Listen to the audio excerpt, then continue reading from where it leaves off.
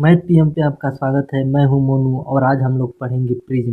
Prism में क्या होता है, किसी बहुभुज बहुभुज मतलब त्रिभुज, चतुर्भुज, पंचभुज, षष्ठभुज इत्यादि को आधार बनाकर उनकी भुजाओं पर आयताकार फल के ऊर्ध्वाधर खड़ी करके उनके ऊपर आधार के स्वर्गासम बहुभुज का ढक्कन रख दिया जाए तो इससे बना ठोस प्रिज्म कहलाता है।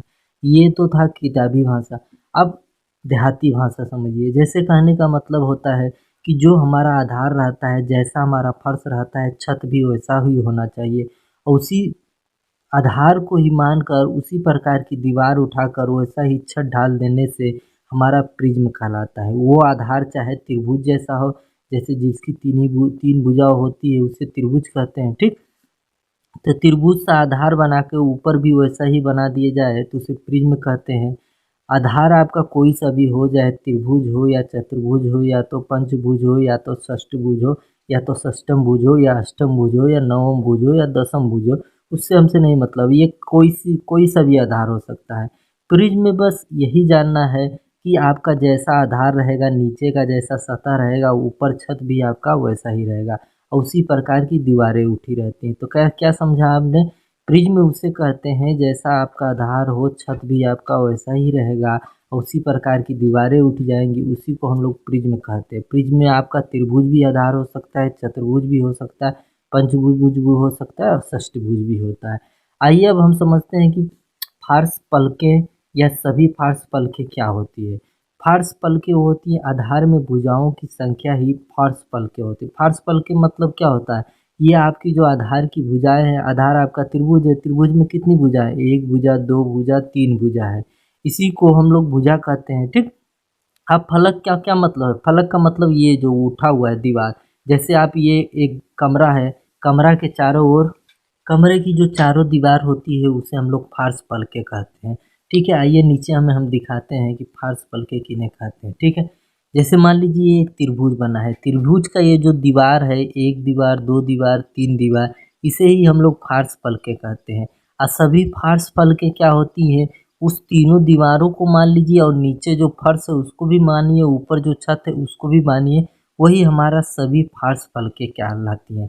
या और नीचे हम थोड़ा देखते हैं, अभी बता रहे हैं। जैसे मान लीजिए ये एक आपका कमरा है, कमरा में फार्स पलके क्या है, जो ये चारों दीवारें हैं। मान लीजिए ये कमरा है, कमरा की जो ये एक दीवार, दो दीवार, तीन दीवार, ये चार दीवार है, इसी को हम लोग फार्स पलके कहते हैं। सभी फार्स पलकों में क्या होता है, वो चारों दीवारें भी आती हैं और नीचे छत भी आता है, ऊपर वो नीचे फर्श आता है, ऊपर छत भी आता है, वही हमारा क्या होता है, चारों दीवारों को और छत और फर्श को जोड़ लेते हैं तो वही हमारा सभी फार्स पलके कहलाता है। इतना बात समझ में आया? वो चाहे आपका त्रिभुज हो, चतुर्भुज हो, पंचभुज हो, षष्ठभुज हो, उससे हमसे नहीं मतलब। आइए आगे देखते हैं कि कोर क्या होता है, शीर्ष क्या होता है, ठीक है। मान लीजिए ये आपका चतुर्भुज, चार चतुर्भुज का प्रिज्म बना है। चतुर्भुज में जो ये बीच का जो ये डंठा है, मान लीजिए जो ये किनारे किनारे का है और ये बीच में जो छड़ी टाइप का है, इसे हम लोग कहते हैं कोर कहते हैं। और जहाँ तीन कोर मिली होती हैं उसको हम शीर्ष कहते हैं। अब इसमें अगर पूछ लिया जाए कि कितना शीर्ष है, तो एक, दो, तीन, चार, पाँच, छः, सात, आठ, इसमें आठ शीर्ष हैं। कोर कितना है? कोर का मतलब जो ये डंठा है उसे ही हम लोग कोर कहते हैं। तो एक, दो, तीन, चार, चार ये हो गया, एक, दो, तीन, चार, चार ये हो गया, एक, दो, तीन, चार, मतलब चार नीचे, चार बीच में, चार ऊपर, कितना हो गया, 12 हो गया। तो 12 कोर हो गए। शीर्ष कितना हो गया, 8 हो गया। तो कोर का मतलब जो ये डंठा है यहाँ से लगा के यहाँ तक, और शीर्ष का मतलब वो है जो तीनों डंठा एक जगह मिला होता है, उसे हम लोग शीर्ष कहते हैं। अब आइए हम लोग देखिए, अब नीचे का जो ये सतह है उसे हम लोग आधार कहते हैं। आधार आपका पता ही है, त्रिभुज का भी हो सकता है, चतुर्भुज का भी हो सकता है, पंचभुज का भी हो सकता है। और जो आधार के नीचे की जो लंबाई होती है, छत से मतलब फर्श और छत के बीच में जो लंबाई होती है उसी को हम लोग क्या कहते हैं, ऊंचाई कहते हैं। अब प्रिज्म का आयतन, पार्श्व पृष्ठ, संपूर्ण पृष्ठ आयतन निकालने के लिए अलग अलग फार्मूले होते हैं। जैसे कि मान लीजिए आपको पार्श्व पृष्ठ निकालना है तो क्या होता है, आधार का परिमाप गुणे ऊंचाई। और संपूर्ण पृष्ठ निकालना है तो पार्श्व पृष्ठ का मतलब वही आधार का परिमाप गुणे ऊंचाई यहाँ रहेगा, और प्लस 2 गुणे आधार का क्षेत्रफल। और आयतन निकालना है तो आधार का क्षेत्रफल गुणे ऊंचाई। इसी वीडियो में आगे मैं बताऊंगा कि कैसे त्रिभुज का, कैसे चतुर्भुज का, कैसे पंचभुज का, कैसे षष्ठभुज का हम लोग पास पृष्ठ, संपूर्ण पृष्ठ और आयतन कैसे निकाल सकते हैं। तो आइए हम लोग कुछ प्रैक्टिस करते हैं। जैसे हमने बताया कि शीर्ष किसे कहते हैं, कोर किसे कहते हैं, पार्श्व फलक किसे कहते हैं और कुल फलकों की संख्या किसे कहते हैं। तो इसमें आपको बताना है कि अगर आधार आपका त्रिभुज है तो उसमें शीर्षों की संख्या क्या हो सकती है, कोरों की संख्या क्या होती है, पार्श्व फलकों की संख्या क्या होती है, कुल फलकों की संख्या क्या होती है। चाहे अगर त्रिभुज का जो प्रिज्म का आधार है अगर वो चतुर्भुज हो तो उसमें शीर्षों की संख्या क्या हो सकती है, कोरों की संख्या क्या होती है, पार्श्व फलकों की संख्या क्या होती है, कुल फलकों की संख्या क्या होती है। जब तक आप इसको देखिए, जब तक शीर्ष, कोर, पार्श्व फलक, कुल फलक आप नहीं समझेंगे तब तक सवाल नहीं समझ पाएंगे। क्यों? क्योंकि अगर वो पूछ लेगा कि शीर्ष इतना है तो जब आपको पता ही नहीं है कि शीर्ष इसमें कौन सा है और किसे कहते हैं तो क्वेश्चन को आप पढ़ के पहले समझ ही नहीं पाएंगे, उसको बैठा ही नहीं पाएंगे, लगाना तो बहुत दूर की बात है। तो आइए पहले हम लोग समझते हैं। अगर नहीं सीखे हैं, शीर्ष कोर नहीं समझ में आए तो इसमें आपको जरूर समझ में आ जाएगा। ठीक है, जैसे अब त्रिभुज है, त्रिभुज में शीर्षों की संख्या बोला है तो मैंने शीर्षों की संख्या क्या बताया था कि जहाँ पे 3 डंठा मिला हो उसे हम लोग शीर्ष कहते हैं। जैसे 1 2 3, तीनों डंठा यहाँ पे मिला है तो यहाँ पे ये शीर्ष है। तो 1 2 3 और नीचे 1 2 3, 3 नीचे हो गया, 3 ऊपर हो गया, तो शीर्षों की संख्या इसमें क्या निकल के आई, 6 निकल के आई। ठीक, अगर कोरों की संख्या बताए तो कोरों का मतलब क्या है, मैंने जो बताया कि जितना डंठा होगा वही कोरों की संख्या है। तो 1 डंठा, 2 डंठा, 3 4 5 6 7 8 9, मतलब 9 डंठा हो गया। तो कोरों की संख्या क्या है, 9 है। अब पार्श्व फलकों की संख्या क्या है, मैंने बताया था कि जो दीवार होगा उसी को हम लोग पार्श्व फलक कहेंगे। तो छत, वो फर्श और छत को छोड़ देते हैं, बाकी दीवार को गिन लेते हैं, 1 2 3, तो 3 है पार्श्व फलकों की संख्या 3। अब कुल फलकों की संख्या, 3 दीवार हो गया, 1 फर्श हो गया और 1 छत हो गया, तो कुल फलकों की संख्या क्या हो गया आपका, 5 हो गया। देखिए ये फार्मूला से भी निकल जाएगा। फार्मूला से क्या मतलब, जो शीर्षों की आपको संख्या निकालनी है तो जितनी भुजा रहेगा, आधार की जितनी भुजा रहेगी उसको हम लोग 2 से गुणा कर देंगे तो शीर्षों की संख्या निकल के आ जाएगी। और कोरों की संख्या जितनी भुजा रहेगी उसको 3 से गुणा कर देंगे, और जितनी भुजा रहेगी वही पार्श्व फलकों की संख्या रहेगी। और कुल फलकों की संख्या का मतलब क्या, जितनी भुजा रहेगी उसमें आप 2 जोड़ दीजिए, कुल फलकों की संख्या आ जाएगी। सूत्र लिखवाने को तो मैं लिखवा देता, लेकिन आपको पता नहीं चल पाता कि आखिर होता क्या है, तो पहले उसको विजुलाइज कीजिए, समझिए। ठीक, आते हैं अब चतुर्भुज में। चतुर्भुज में शीर्षों की संख्या क्या है, 1 2 3 4, 1 2 3 4, 4 नीचे है 4 ऊपर है, तो शीर्षों की संख्या हमारी कितने निकल के आई, 8 निकल के आई। इसी तरह देखते हैं कोरों की संख्या, 1 2 3 4, 4 ये है, 4 ऊपर है 8 और 4 बीच में है, 1 2 3 4, तो कितना हो गया, 12 हो गया। ठीक, अब पार्श्व फलकों की संख्या क्या है, फर्श और ऊपर छत को छोड़ देंगे और बाकी दीवार को गिन लेंगे, 1 2 3 4, तो कितना है पार्श्व फलकों की संख्या 4। कुल फलकों की संख्या, 4 दीवार है, 1 फर्श है, ऊपर नीचे ऊपर छत है, तो 4 और 1 5 और 1 6, तो कुल फलकों की संख्या क्या निकल के आई, 6 निकल के आई। जैसे कि मैंने फार्मूला में बताया था कि जितना आधार की जितनी भुजा रहेगी, आधार की भुजा क्या है, 4 है, तो 4 को हम लोग किससे गुणा कर देंगे, 2 से गुणा कर देंगे तो शीर्ष फलकों की संख्या आ जाएगी। और कोरों की संख्या ज्ञात करने के लिए उसी 4 को हम लोग 3 से गुणा कर देंगे तो हमारा कोरों की संख्या हो जाएगी। और पार्श्व फलकों की जितनी, आधार की जितनी भुजा रहती है वही हमारी पार्श्व फलक रहती है। और कुल फलकों की संख्या, जितनी आधार की जितनी भुजा रहेगी उसको 2 जोड़ देंगे, हमारी कुल फलकों की संख्या आ जाएगी। अब थोड़ा जल्दी जल्दी करेंगे। जैसे मान लीजिए अगर आधार आपका कितना है, 5 भुज है, तो 5 भुज में मैंने शीर्षों की संख्या ज्ञात करने के लिए क्या कहा था, जितनी भुजा रहेगी उसको 2 से गुणा कर दीजिए, तो 5 दूना 10। कोरों की संख्या जितनी भुजा रहेगी उसको 3 से गुणा कर दीजिए, वो हमारी कोरों की संख्या। पार्श्व फलकों की संख्या जितनी भुजा रहेगी उतने ही पार्श्व फलक रहेंगे। कुल फलकों की संख्या जितनी भुजा रहेगी उसमें हम लोग को 2 जोड़ देना है, हमारा कुल फलकों की संख्या आ जाएगी। अब आते हैं जैसे षष्ठभुज जिसमें 6 भुजाएं हैं, उसको देखना है। अब षष्ठभुज का मतलब जिसमें 6 भुजा हैं, तो 6 भुजा को हम लोग किससे गुणा करेंगे, 2 से गुणा करेंगे। 2 से गुणा करेंगे तो शीर्षों की संख्या आ जाएगी। तो आइए 2 से गुणा करते हैं, तो 6 दूना 12 हो गया, ये शीर्षों की संख्या हो गया। अब कोरों की संख्या निकालने के लिए किससे गुणा करना पड़ेगा, जितनी भुजा रहेगी उसको हम लोग 3 से गुणा करेंगे, 6 का 18 हो गया। और पार्श्वफलकों की संख्या जितनी आधार में जितनी भुजा रहेगी वही हमारी उतना ही पार्श्वफलक रहेगा। कुल फलकों की संख्या जितनी भुजा रहेगी उसमें हम लोग 2 जोड़ देंगे, वही हमारा कुल फलकों की संख्या हो जाएगी, जो कि 8 हो गया। अब आइए हम लोग कैसे सूत्रों से कैसे पार्श्व पृष्ठ ज्ञात करना है, संपूर्ण पृष्ठ कैसे ज्ञात करना है और आयतन कैसे ज्ञात करना है, कैसे हम लोग उसमें मान रखेंगे। ठीक है, जैसे मान लीजिए प्रिज्म का पार्श्व पृष्ठ क्या होता है, एक बार फिर से देख लीजिए, आधार का परिमाप गुणे ऊंचाई। ठीक, अब प्रिज्म का संपूर्ण पृष्ठ क्या होता है, पार्श्व पृष्ठ प्लस आधार का क्षेत्रफल गुणे 2।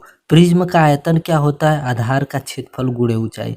वो तो जितना मैंने पीछे अभी पढ़ाया है वो तो आपको समझाने के लिए पढ़ा है, लेकिन ये जो 3 फार्मूला है इसको आप लोग रट लीजिएगा। ठीक है, पिछली वीडियो में जो मैंने आयतन पढ़ाया था और क्षेत्रफल पढ़ाया था उसमें हमने बताया था कि त्रिभुज कितने प्रकार के होते हैं, चतुर्भुज कितने प्रकार के होते हैं, और उनके फार्मूला भी हमने लिखाया था। तो इसमें उसी का काम है, उसी फार्मूले का आप लोग इसमें रखेंगे। अगर वो फार्मूला आपको नहीं आता है तो ये वाला चैप्टर आप लोग सीख नहीं पाएंगे। ठीक है, पहले उसको रटिए फिर इसमें आप लोग समझिएगा। अब बात करते हैं जैसे आधार का परिमाप गुणे ऊंचाई। तो जैसे मान लीजिए आधार आपका एक समबाहु त्रिभुज है। आधार क्या है, समबाहु त्रिभुज है। समबाहु त्रिभुज किसे कहते हैं, ऐसा आधार जिसकी तीनों भुजा, ऐसी त्रिभुज जिसकी तीनों भुजाएं बराबर होती हैं उसे हम लोग समबाहु त्रिभुज कहते हैं।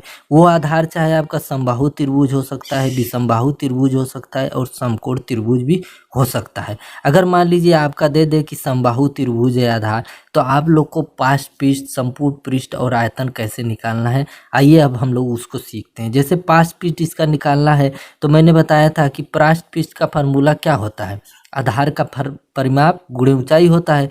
तो समबाहु त्रिभुज का आधार का परिमाप क्या होगा, 3a होता है कि नहीं होता है, 3a। अब उसमें ऊंचाई क्या होता है भाई, ऊंचाई इसमें दिया है h1, तो यहाँ बस h1 से गुणा कर देंगे, आपका पार्श्व पृष्ठ निकल आ जाएगा। इसी तरह संपूर्ण पृष्ठ निकालने के लिए पहले हम लोग पार्श्व पृष्ठ रखते हैं, जैसे कि फार्मूला में है पार्श्व पृष्ठ क्या है 3a गुणे h1, तो 3a गुणे h1 रख दिए, अब प्लस फिर कह रहा है आधार का क्षेत्रफल। तो समबाहु त्रिभुज का आधार का क्षेत्रफल क्या होता है, उसका फार्मूला होता है कर्ण में 3/4 a का स्क्वायर। ये आपका फार्मूला होता है समबाहु त्रिभुज का आधार क्षेत्रफल निकालने के लिए। अब उसी को कह रहा है कि आप 2 से गुणा कर दीजिए, तो 2 से हम लोग गुणा कर देंगे और इसी को हल कर लेंगे तो आपका संपूर्ण पृष्ठ निकल के आ जाएगा। अब आता है कि आयतन कैसे निकाले। तो प्रिज्म का आयतन निकालने के लिए आधार का क्षेत्रफल गुणे ऊंचाई से गुणा करना पड़ता है। तो भाई आधार समबाहु त्रिभुज का आधार का क्षेत्रफल निकालने के लिए √3/4 a स्क्वायर फार्मूला होता है, हमने वो रख दिया। और गुणे ऊंचाई से गुणा करना है तो इसका ऊंचाई है h1, तो h1 से गुणा कर दिए। आइए अब ये तो त्रिभुज हो गया, अब हम लोग चतुर्भुज पे चलते हैं कि चतुर्भुज वाला कैसे मान हम लोग को रखना है। जैसे मान लीजिए चतुर्भुज में कई होते हैं, जैसे वर्ग होता है, आयत होता है, समांतर चतुर्भुज होता है, समचतुर्भुज होता है। तो उसमें आपका अलग अलग सबका फार्मूला होता है जो आपको याद करना है और उसको मान रखना है। जैसे मैंने एक तो यहाँ पे मान लिया है कि मान लीजिए आधार आपका वर्ग है, ठीक है, उस पर आपका प्रिज्म बना है, तो इसका पृष्ठ क्षेत्रफल निकालने के लिए फार्मूला में आधार का परिमाप था, तो वर्ग का परिमाप क्या होता है 4a होता है, 4a रख दिया। अब गुणे ऊंचाई होती है तो इसका ऊंचाई है h1, तो हमने h1 से गुणा कर दिया, ये आपका पृष्ठ क्षेत्रफल निकल गया। इसी तरह संपूर्ण पृष्ठ क्षेत्रफल निकालने के लिए आधार पार्श्व पृष्ठ प्लस आधार का क्षेत्रफल गुणे ऊंचाई गुणे 2 होता है, यही तो होता है संपूर्ण पृष्ठ बराबर। तो पार्श्व पृष्ठ की जगह हम लोग पार्श्व पृष्ठ का फार्मूला यहाँ पे रख दिए हैं, अब प्लस आधार का क्षेत्रफल। तो वर्ग का आधार का क्षेत्रफल क्या होता है, भुजा का स्क्वायर मतलब a का स्क्वायर। किससे गुणा करना है, 2 से गुणा करना है, 2 से गुणा कर दिया। अब इसको हल कर लेंगे, संपूर्ण पृष्ठ क्षेत्रफल निकल के आ जाएगा। इसी तरह आयतन में देखिए, आयतन निकालना है तो आधार का क्षेत्रफल गुणे ऊंचाई। तो आधार का क्षेत्रफल क्या हो गया इसका a स्क्वायर, ऊंचाई क्या हो गया h1 से गुणा कर देंगे, तो हमारा क्या निकल के आ जाएगा, आयतन निकल के आ जाएगा। आइए अब हम लोग देखते हैं कि पंचभुज का हम लोग कैसे निकालेंगे, उसका पार्श्व पृष्ठ, संपूर्ण पृष्ठ और आयतन कैसे उसका निकालना है। ठीक है, तो पार्श्व पृष्ठ निकालने के लिए भाई आधार का परिमाप चाहिए, तो इसकी 5 भुजा है, पांचों भुजा बराबर है तो 5a हो जाएगा। अब गुणे h1 से गुणा कर देंगे, भाई ऊंचाई से गुणा करना है तो ऊंचाई से हम लोग गुणा कर दिए। इसी तरह संपूर्ण पृष्ठ निकालने के लिए हम लोग को पार्श्व पृष्ठ यहाँ पर रखना है, तो हमने पार्श्व पृष्ठ यहाँ पर रख दिया है। अब प्लस अब इसका कह रहा है कि आधार का क्षेत्रफल गुणे ऊंचाई। तो भाई आधार का क्षेत्रफल निकालने के लिए अंडर रूट 3/4 ए का स्क्वायर, भाई 5 भुजा है तो 5 से गुणा कर दिए, और जो कि फार्मूला में 2 दिया था 2 से गुणा कर दिए। इसको अभी हम लोग नीचे समझेंगे थोड़ा कि कैसे हम लोग पंचभुज, 6 भुज, 7 भुज का क्षेत्रफल कैसे निकाल सकते हैं। और आयतन में देखिए, आयतन में भाई कहा है कि आधार का क्षेत्रफल, तो आधार का क्षेत्रफल ये हो गया 5 गुणे अंडर रूट 3/4 ए का स्क्वायर, गुणे ऊंचाई है तो ऊंचाई से गुणा कर देंगे। आइए समझते हैं फिर। जैसे मान लीजिए ये पंचभुज है, पंचभुज का मतलब जिसकी पांचों भुजा बराबर होती हैं, ठीक है। अब इसमें अगर देखा जाए बीच में एक केंद्र है, अगर इसको यहाँ से ऐसे ऐसे मिलाया जाए तो ये भी क्या रहेगा, ये अगर ए है तो ये भी ए रहेगा। तो आप ये देखेंगे कि अगर इसमें से एक ठो काट के निकाल लिया जाए तो इस आकार का होगा। और ये हमारा क्या है, त्रिभुज है। त्रिभुज में जिसकी तीनों भुजाएं बराबर है, ए है, तो इसका समबाहु त्रिभुज का क्षेत्रफल क्या होता है, अंडर रूट 3/4 ए का स्क्वायर होता है। यही तो होता है। अब इसमें ये तो इसका क्षेत्रफल निकल गया। अब जो कि 1 2 3 4 5 है तो इसको 5 से गुणा कर दीजिए, 3 पाँचों का निकल के आ जाएगा क्षेत्रफल, तो इसलिए हम लोग 5 से गुणा कर दिए हैं। जो कि ये है पंचभुज है, तो पंचभुज का क्षेत्रफल निकालने के लिए रख दिए हैं। अब अगर पंचभुज है तो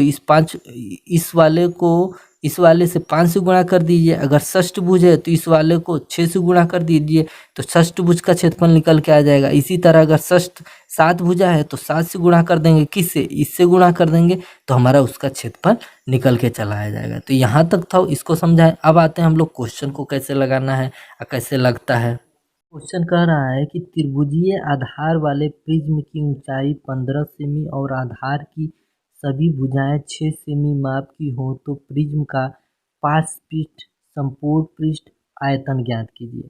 अब इसके कहने का मतलब समझिएगा। जैसे कह रहे त्रिभुजीय आधार, आधार उसका कैसा है, त्रिभुज के आकार का, इस तरह, ठीक है। फिर उसने कहा है कि ऊंचाई 15 सेमी है, सभी भुजाएं 6 सेमी, मतलब ये भी 6 सेमी, ये भी 6 सेमी, ये 6 सेमी। तो इस प्रकार के त्रिभुज को हम लोग कौन सा त्रिभुज कहते हैं, समबाहु त्रिभुज कहते हैं कि नहीं कहते हैं, एकदम कहते हैं। समबाहु त्रिभुज जिसकी सभी भुजाएं बराबर होती हैं, समबाहु त्रिभुज कहते हैं। अब इसमें कह रहा है कि अब इसको हम लोग क्या बनाना है कि प्रिज्म बनाना है। जिस प्रकार का आधार नीचे रहता है उसी प्रकार का आधार ऊपर रहता है, जिस तरह मैंने बना दिया। और इसको मिला दीजिए। सही से प्रिज्म में लग रहा है बना नहीं पा रहा हूँ, ठीक है। समझने के लिए इतना काफ़ी है। और ऊंचाई कितना है, 15 सेमी है, ठीक है। अब कह रहा है कि इसका पार्श्व पृष्ठ निकालिए। तो पार्श्व पृष्ठ का फार्मूला क्या होता है बच्चा, जो आधार का परिमाप होता है और गुणे ऊंचाई होता है, वही आधार का पार्श्व पृष्ठ होता है, जो कि अभी हम वीडियो में बता चुके हैं। तो परिमाप इसका क्या होता है, 3 गुणे ए, और ऊंचाई क्या होती है, एच। तो 3a का मतलब क्या है, 3a मतलब क्या है, भुजा है। भुजा कितना है, 6 है, तो 6 हमने रख दिया। ऊंचाई कितना दिया है, 15 दिया है, तो 15 रख दिए। अब आप 6 का 18, 18 का अगर 15 से गुणा करोगे तो कितना हो जाएगा, 270, ठीक है। तो परिमाप कितना निकल के आया, 270 निकल के आया, 270 सेंटीमीटर निकल के आया, ठीक है। अब संपूर्ण पृष्ठ निकालने के लिए हम लोग क्या करते हैं, जो पार्श्व पृष्ठ रहता है वो रखते हैं, अब प्लस आधार का क्षेत्रफल और गुणे 2, आधार का क्षेत्रफल को 2 से गुणा कर देते हैं और पार्श्व पृष्ठ में जोड़ देते हैं, वही हमारा संपूर्ण पृष्ठ क्षेत्रफल हो जाता है। तो पार्श्व पृष्ठ कितना निकल के आया, 270, हमने यहाँ पे 270 रख दिया। और आधार का क्षेत्रफल क्या होता है, समबाहु त्रिभुज का आधार का क्षेत्रफल क्या होता है, उसका फार्मूला होता है कड़ी में 3/4 ए का स्क्वायर। ए मतलब क्या है, भुजा, तो भुजा का स्क्वायर 6 गुणे 6। और यहाँ पे फार्मूले में 2 है तो 2 से हम लोग गुणा कर देंगे। अब हल करेंगे, 2 1 कम 2, 2 दूना 4, 2 1 कम 2, 2 3 6, 6 18, तो यहाँ 18 हो जाएगा। और ये अंडर रूट है तो अंडर रूट रख दिया, ये 270 है तो 270 रख दिया। अब इसमें हम लोग को अगर भाई आंसर में इतना दिया है तो सही है, नहीं तो अगर कॉमन लेना है तो कॉमन ले लीजिए। 18 अगर कॉमन लेते हैं कितना बच जाएगा, इधर आपका 15 बच जाएगा और इधर क्या बचेगा, अंडर रूट 3 बच जाएगा। ये हमारा आपका संपूर्ण पृष्ठ का क्षेत्रफल है। ये वर्ग सेमी में है और ये भी वर्ग सेमी में है। अब हम लोग क्या करेंगे, आयतन ज्ञात करना है। तो आयतन ज्ञात करने के लिए सबसे पहले हम लोग को रखना है आधार का क्षेत्रफल, तो होता है अंडर रूट 3/4 ए का स्क्वायर। ए मतलब भुजा, भुजा क्या है, 6 है, ए का स्क्वायर हम लोग कर दिए। और फिर ऊंचाई, ऊंचाई कितना है, 15 है, तो हम लोग 15 रख दिए, ठीक है। अब हल करेंगे, 2 दूना 4, 2 3 6, 2 1 कम 2, 2 3 6। अब 3 3 का 9 और 15 9 यहाँ 135। और ये √3 है, √3 रख दिए। ये कितना आया है, घन सेमी में आया है। ठीक है, अगर क्षेत्रफल की बात करें तो क्षेत्रफल को हम लोग वर्ग में लिखते हैं, और घन की बात करें तो घन को हम लोग आयतन की बात करें तो आयतन को हम लोग घन में रखते हैं। तो ये हमारा आंसर आ गया। अब आते हैं नेक्स्ट क्वेश्चन पे। अब जैसा कि नेक्स्ट क्वेश्चन है कि किसी प्रिज्म का आधार वर्गाकार है जिसकी भुजा 10 सेमी है। यदि प्रिज्म की ऊंचाई 8 सेमी हो तो प्रिज्म का पाश पृष्ठ, संपूर्ण पृष्ठ, आयतन ज्ञात कीजिए। अब इन्होंने कहा है जैसे कि हमारा क्या आधार क्या है, वर्गाकार है। जैसे मैं एक वर्ग बनाता हूँ, ये आपका वर्गाकार है जिसकी सभी भुजाएं क्या है, वर्ग का मतलब क्या होता है, जिसकी सभी भुजाएं बराबर होती हैं, और ऊंचाई क्या है 8 है, तो हमने इसको प्रिज्म बना लिया। देखिए जैसा आपका आधार रहेगा वैसा ही ऊपर भी रहेगा। तो इसका जो ऊंचाई है 8 सेमी है, और आधार का जो नीचे का है वो कितना है, 10 है, 10 सेमी है। तो आकर है कि इसका पाश पृष्ठ बताइए। तो पाश पृष्ठ निकालने के लिए हम लोग क्या करते हैं, परिमाप। तो वर्ग का परिमाप क्या होता है, 4 गुणे भुजा, भुजा क्या है 10, 10 रख दिए, और ऊंचाई क्या है 8 है, तो 8 से गुणा कर दिए। ठीक है, तो हमारा ये क्या निकल गया, पाश पृष्ठ निकल के आया। तो 8 चौक 32, तो 332 वर्ग सेमी, ये पाश पृष्ठ निकल के आया। अब संपूर्ण पृष्ठ निकालने के लिए हम लोग सबसे पहले क्या करते हैं, पहले पाश पृष्ठ को रख लेते हैं, 320 रख लिए। अब क्या करते हैं, आधार का क्षेत्रफल रखते हैं। आधार का क्षेत्रफल वर्ग है, तो इसका वर्ग का क्षेत्रफल क्या होता है, भुजा का स्क्वायर, मतलब 10 का होल स्क्वायर। किससे गुणा करना है, 2 से गुणा करना है, 2 से गुणा कर दिए। ठीक, 320 10 100, किससे गुणा करेंगे, 2 से गुणा करेंगे, तो 100 दूना 200, 320 और 200 ये हो गया। तो 320 और 200 कितना हो गया, 520 वर्ग सेमी। ये हमारा संपूर्ण पृष्ठ निकल के आया। अब बात करते हैं आयतन का। तो आयतन का फार्मूला क्या होता है, आधार का क्षेत्रफल। तो आधार क्या है, वर्ग है, वर्ग का क्षेत्रफल क्या होता है, भुजा का स्क्वायर, और गुणे ऊंचाई। ऊंचाई क्या है 8 है, तो 8 रख दिए। ठीक, अब हल करेंगे, 10 दहम 100, 8 से गुणा कर दिए। तो 8 को अगर 100 से गुणा करेंगे तो कितना हो जाएगा 800। ये वर्ग सेमी है, तो ये कितना आ जाएगा, घन सेमी में आ जाएगा, 800 घन सेमी। बात समझ में आ रही है कि नहीं। आइए अब नेक्स्ट क्वेश्चन देखते हैं। जैसे कर आयतीय आधार वाले, आयतीय मतलब क्या, आयत है आधार, जो आधार उसका आयत है वाले प्रिज्म की ऊंचाई 12 सेमी है, जबकि आधार की लंबाई 8 सेमी और चौड़ाई 6 सेमी है। तो प्रिज्म का पाश पृष्ठ, संपूर्ण पृष्ठ, आयतन ज्ञात कीजिए। कह रहा है एक आयतीय है, तो हम क्या बनाएंगे, पहले एक आयत बनाएंगे। ये हमारा आयत हो गया। इसकी लंबाई कह रहा 8 है और चौड़ाई क्या है 6 है। तो मान लीजिए हमारा ये 8 इसकी लंबाई हो गया और चौड़ाई क्या हो गया 6 हो गया। ऊंचाई क्या रहा है 12 का रहा है। तो ये हम लोग ये ऊंचाई रख दी ऐसे ईंट के आकार का। तो ये ऊंचाई क्या निकल के आई 12 निकल के आई। अब इसका पाश पृष्ठ निकालने के लिए पाश पृष्ठ का फार्मूला क्या होता है, परिमाप गुणे ऊंचाई। तो आयत का परिमाप क्या होता है 2 ब्रैकेट में लंबाई प्लस चौड़ाई और गुणे, ये हो गया हमारा आयत का परिमाप होता है। और पाश पृष्ठ का फार्मूला क्या होता है, परिमाप गुणे ऊंचाई होता है। ये हमारा हो गया। अब इसमें हम लोग मान रखेंगे। तो 2 ब्रैकेट में लंबाई क्या है 8 है, चौड़ाई क्या है 6 है, और ऊंचाई क्या है इसका 12 है, तो हमने यहाँ 12 रख दिया। ठीक, 8 से कितना होता है 14, तो 2 गुणे 14 गुणे 12 हो गया हमारा। अब इसको गुणा करिए, 14 दूना कितना होता है 28 होता है। अब 28 को 12 से गुणा करना है। ठीक है, तो 28 12 अठे 96 के 6 हासिल आया कितना 9 आया। अब 12 दूना 24 और 9 कितना होता है 33, तो 33 हो गया। तो हमारा कितना निकल के आया 336 वर्ग सेमी हमारा पाश पृष्ठ निकल के आया। अब संपूर्ण पृष्ठ निकालना है, तो पहले हमको क्या रखना है पाश पृष्ठ रखना है। तो हम लोग रख दिए पाश पृष्ठ। और फिर आधार का क्षेत्रफल। तो आधार का क्षेत्रफल क्या होता है लंबाई इंटू चौड़ाई। भाई आयत है तो आयत का क्षेत्रफल क्या होता है लंबाई इंटू चौड़ाई, जो कि फार्मूला में क्या था 2 था, तो 2 लगा देंगे। तो 336 प्लस लंबाई क्या है 8, चौड़ाई क्या है 6, और ये गुणे 2 हो गया। ठीक है, 336 रख दिए जो कि पहले से था। 8 छंग 48, 48 दूना कितना होता है 96, 96 रख दिए। अब दोनों को हम लोग जोड़ लेंगे। 6 6 12 का 2, 9 3 12 1 13 3 और 3 1 4, कितना हो गया 432 वर्ग सेमी हमारा क्या निकल के आया संपूर्ण पृष्ठ निकल के आया। अब हम लोग क्या निकालेंगे आयतन निकालेंगे। अब आयतन का जैसे फार्मूला होता है भाई आयतन का फार्मूला होता है आधार का क्षेत्रफल। आधार का क्षेत्रफल का मतलब क्या लंबाई इंटू चौड़ाई। तो लंबाई इंटू चौड़ाई ये निकल के गया हमारा आधार का क्षेत्रफल। अब ऊंचाई से गुणा करना है, तो ऊंचाई क्या है 12 है, तो 12 से गुणा करना है। 8 छंग 48 और ये 12 है, तो 12 से हम लोग गुणा कर देंगे। 12 अट्ठे 96 के 6 और 12 चौका 48 और 9 कितना होता है 57 होता है। तो 576 घन सेमी हमारा क्या निकल के आया, इस प्रिज्म का आयतन निकल के आया। अब आते हैं नेक्स्ट क्वेश्चन पे। कह रहा है कि 5 मीटर ऊंचा ऊर्ध्वाधर स्तंभ का आधार समषष्ठभुज है, जिसका मतलब क्या है, जिसकी भुजा 6 है, उसकी भुजा 2 मीटर है, तो स्तंभ का 5 पृष्ठ संपूर्ण पृष्ठ और आयतन ज्ञात कीजिए। ठीक है, कह रहा है जो आधार है समषष्ठभुज है, मतलब क्या, जिसकी 6 भुजा है। जैसे कि मैं बना रहा हूँ, ये आपका 6 भुजा वाला समषष्ठभुजा, जिसकी सभी भुजा क्या है 2-2 हैं। इसी पे आपका एक प्रिज्म बना हुआ है। तो कह रहा है कि इसका पृष्ठ क्षेत्रफल बताइए। तो पृष्ठ क्षेत्रफल क्या होता है, परिमाप गुणे ऊंचाई, यही तो होता है पृष्ठ क्षेत्रफल।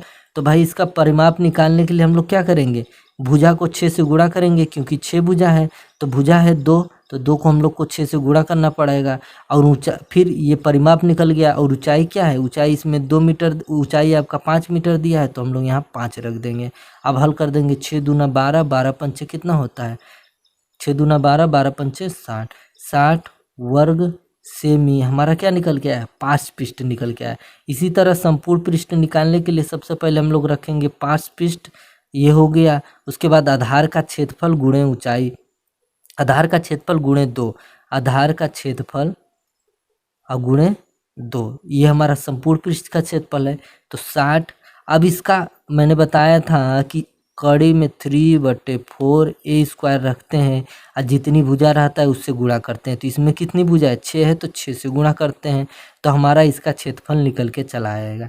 तो ये 6, ये बीच में प्लस है, सॉरी, √3/4 और ए स्क्वायर बराबर ए क्या है, ए है भुजा, तो 2 गुणे 2, फार्मूला में 2 दिया है, तो एक बार फिर से हम लोग 2 से गुणा करेंगे। ठीक है, अब ये 2 से 2 दूना 4, 2 एक कम 2, 2 एक कम 2, 6 दूना 12, तो 60 + 12 √3, ये आपका क्या निकल गया है, संपूर्ण पृष्ठ क्षेत्रफल निकल गया है। अब इसमें अगर कॉमन लेना है तो आप कॉमन ले लीजिए 12, तो ये 5 और √3 बचा, ये हमारा संपूर्ण पृष्ठ निकल गया है।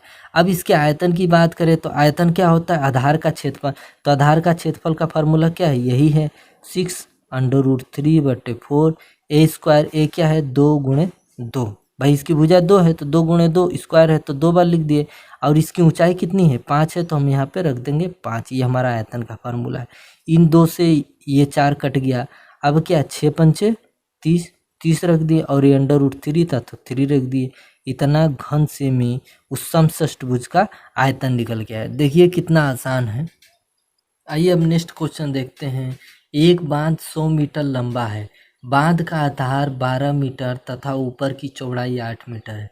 देखिए आधार की चौड़ाई, जो ये नीचे की चौड़ाई ये 12 मीटर दी है और ऊपर की चौड़ाई 8 मीटर दी है, तो ये दोनों को आपको जोड़ना है। ठीक है, यदि बांध 5 मीटर ऊंचा बना हो तो बताइए उसके निर्माण में कितनी मिट्टी लगी हो। कह रहा है कि मिट्टी लगी है, मिट्टी या जल या हवा, इस प्रकार के क्वेश्चन में हम लोग क्या निकालते हैं, आयतन निकालते हैं। तो आयतन निकालने के लिए इसका फार्मूला होता है 1/2 गुणे ऊपर और नीचे की चौड़ाई को दोनों को जोड़ लेते हैं।